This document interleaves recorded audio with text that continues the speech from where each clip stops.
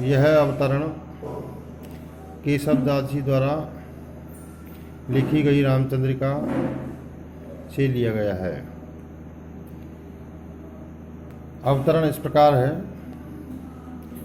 सब जात फटी दुख की दुपटी, कपटी न रहे जह एक घटी, निगटी रुचि मीच घटी हूँ घटी, सब जीव जतीन की छूटी तटी, अब ओग की बेरी कटी बिकटी, निकटी प्रकटी गुरु ज्ञान घटी, चहूँ और नाचती मुक्ति नटी, गुण धूर जटी मन पंचमटी। इस छंद में कवि केशवदास जी ने पंचवटी का वर्णन किया है। कवि पंचवटी की शोभा का वर्णन करते हुए कहते हैं कि सब जाति फटी दुख की दुपटी, कपटी न रहे जह एक घटी। यह पंचवटी सभी दुखों को दूर करने वाली है।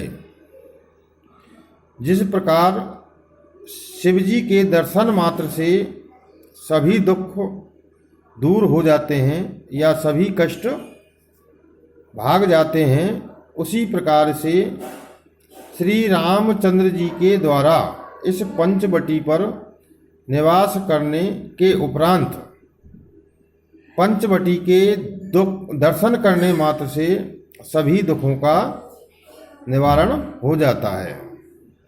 निगटी रुचि मीच घटी हु घटी, जग जीव यतीन की छूटी तटी। जिस प्रकार शिवजी के दर्शन से मनुष्य मुक्ति की कामना छोड़ देता है तथा ब्रह्मा के साक्षात्कार होने से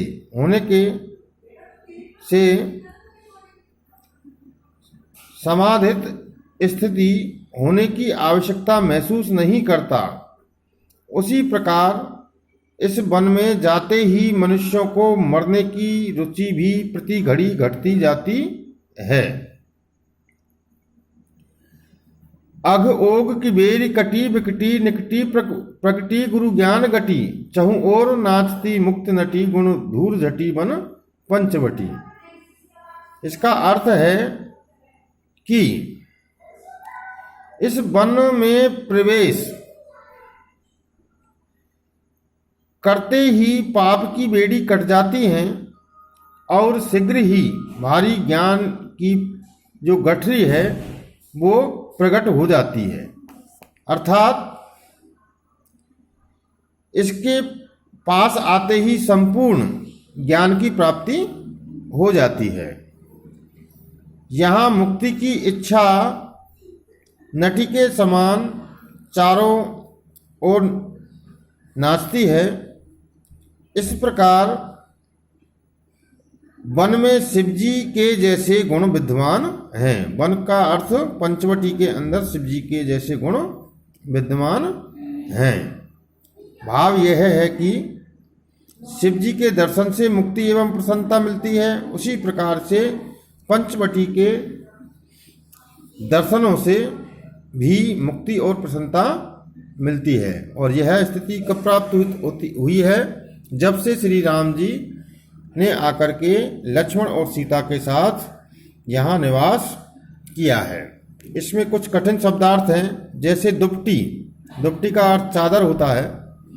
निगटी, निगटी का अर्थ निश्चय पूर्वक कम हो गई होता है। उसी प्रकार मीच का मतलब मृत्यु होता है। घटी का मतलब घड़ी होता है। तटी का मतलब समाधि या ध्यान की अवस्था होता है।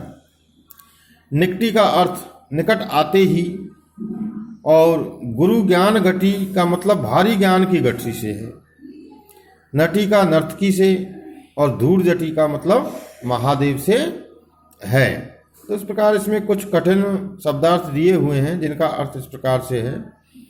इस छंद में अनुप्रास और यमक अलंकार विशेष रूप से दृष्टव्य हैं। धन्यवाद।